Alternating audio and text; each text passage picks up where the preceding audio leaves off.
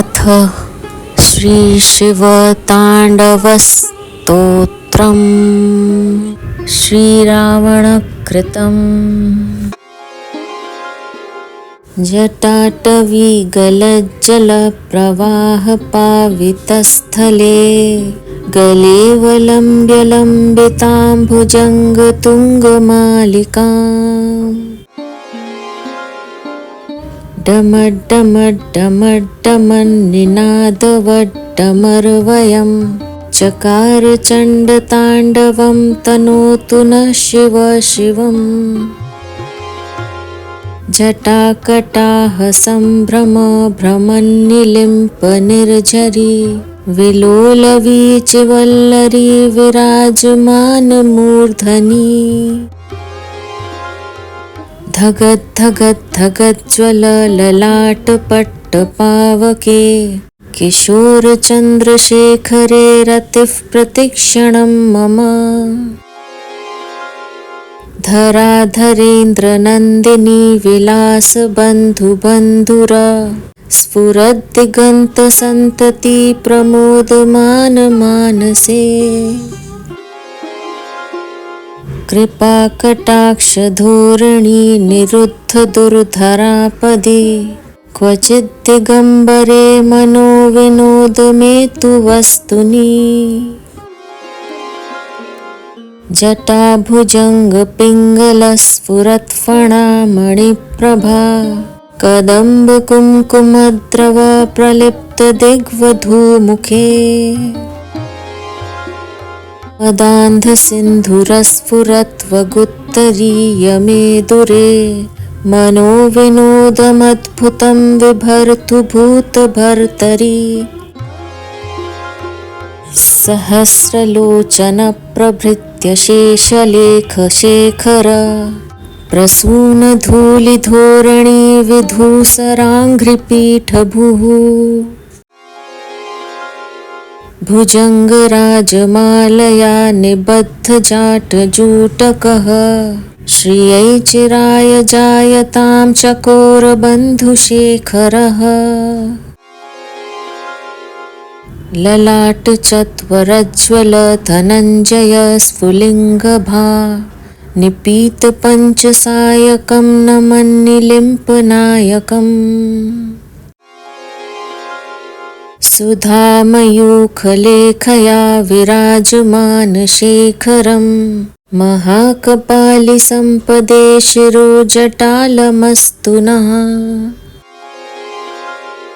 करालभालपट्टिगा धगद् धगद् धगज्ज्वल धनञ्जयाहुतीकृत प्रचण्डपञ्चसायके। धराधरेन्द्रनन्दिनी कुचाग्रचित्रपत्रक प्रकल्पनैकशिल्पिनी त्रिलोचने रतिर्मम। नवीनमेघमण्डली निरुद्धदुर्धरस्फुर कुहूनिशीथिनी तमः प्रबन्धबद्धकन्धरः।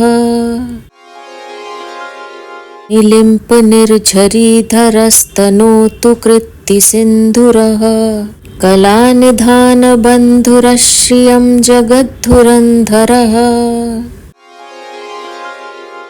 प्रफुल्लनीलपङ्कज प्रपञ्चकालिमप्रभा वलम्बिकण्ठकन्दलीरुचि प्रबद्धकन्धरम्।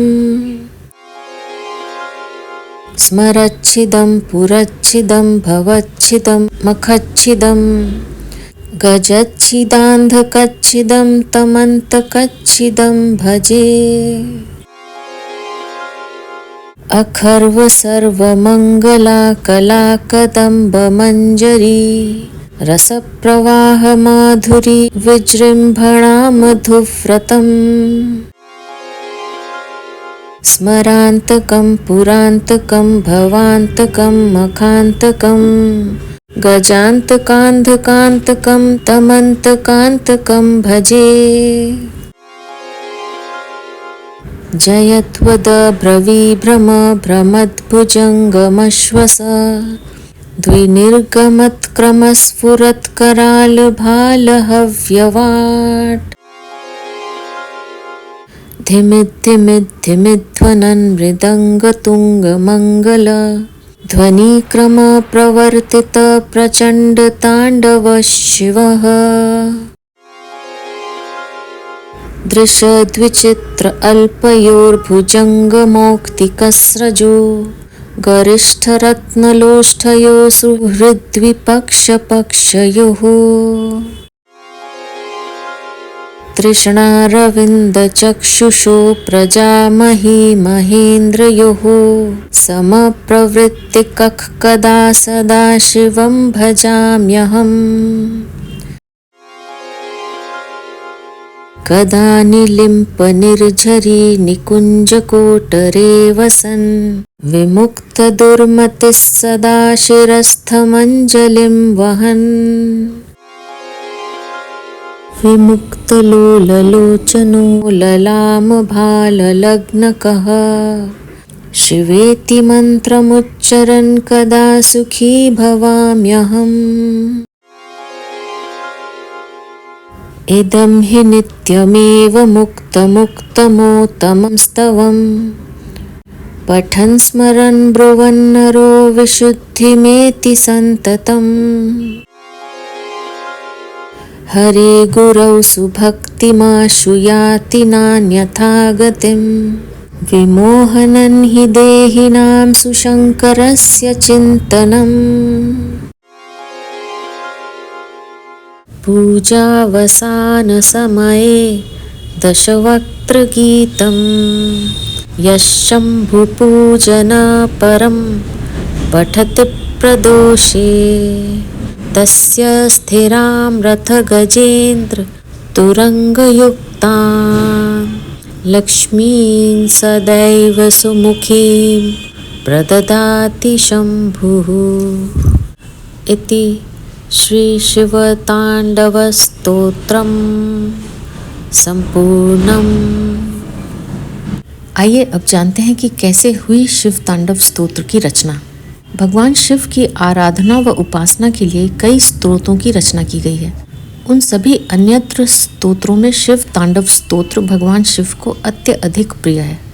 धार्मिक मान्यता के अनुसार शिव तांडव स्तोत्र द्वारा जो भी भगवान शिव की स्तुति सच्चे मन से करता है उसे भगवान शिव की असीम कृपा प्राप्त होती है। यह स्तोत्र दशानन द्वारा रचित है। भगवान शिव द्वारा ही दशानन का नाम रावण रखा गया। तो चलिए जानते हैं कि कैसे हुई शिव तांडव स्तोत्र की रचना। शिव तांडव स्तोत्र की पौराणिक कथा इस प्रकार है। रावण के पिता का नाम विश्रवा था, जो कि एक ऋषि थे। रावण के सौतेले भाई कुबेर थे। पहले सोने की लंका का राज्य ऋषि विश्रवा ने कुबेर जी को दिया था, परंतु किसी कारणवश अपने पिता के कहने पर वे लंका का त्याग कर हिमाचल चले गए। कुबेर जी के चले जाने के बाद सोने की लंका दशानन को मिल गई और वह लंका का अधिपति बन गया। जैसे ही दशानन को लंका का राज्य प्राप्त हुआ, उसके भीतर अहंकार उत्पन्न हो गया। धीरे धीरे वह इतना अहंकारी हो गया कि उसने साधु संतों पर अनेक प्रकार के अत्याचार करना आरंभ कर दिया। दशानन के अत्याचारों के बारे में जब भाई कुबेर को ज्ञात हुआ तो उन्होंने दशानन को समझाने के लिए अपना एक दूत भेजा। उस दूत ने कुबेर जी के कहे अनुसार दशानन को सत्य पथ पर चलने की सलाह दी। कुबेर जी की सलाह सुन दशानन क्रोधित हो गया और अहंकार एवं क्रोध में आकर उसने उस दूत को बंदी बना लिया और उसी समय उसने अपनी तलवार से उस दूत की हत्या कर दी। दूत की हत्या करने के पश्चात भी दशानन का क्रोध शांत नहीं हुआ। क्रोध में वह कुबेर जी की नगरी अलकापुरी पर आक्रमण करने के लिए निकल पड़ा। उसके बाद अपने भाई कुबेर पर भी उसने गदा का प्रहार किया, जिससे कुबेर जी घायल हो गए। कुबेर जी के सेनापतियों ने किसी तरह से कुबेर जी को नंदन वन पहुंचा दिया, जहां वैद्यों ने उनका उपचार किया, जिससे वे स्वस्थ हो गए। दशानन ने कुबेर जी की नगरी व उसके पुष्पक विमान दोनों पर ही अपना अधिकार कर लिया। पुष्पक विमान की ये विशेषता थी कि वह चालक की इच्छा अनुसार चलता था तथा उसकी गति मन की गति से भी तेज थी। एक दिन दशानन पुष्पक विमान में सवार होकर चल पड़ा, परंतु एक पर्वत के पास से गुजरते हुए उसके पुष्पक विमान की गति स्वयं ही धीमी हो गई। पुष्पक विमान की गति मंद हो जाने पर दशानन को बहुत आश्चर्य हुआ। तभी अचानक उसकी दृष्टि सामने खड़े विशाल शरीर वाले नंदीश्वर पर पड़ी। नंदीश्वर ने दशानन को चेताते हुए कहा कि यहाँ भगवान शंकर ध्यान में मग्न है, इसलिए तुम वापस लौट जाओ। लेकिन कुबेर पर विजय पाकर दशानन अत्यंत दंभी हो गया था।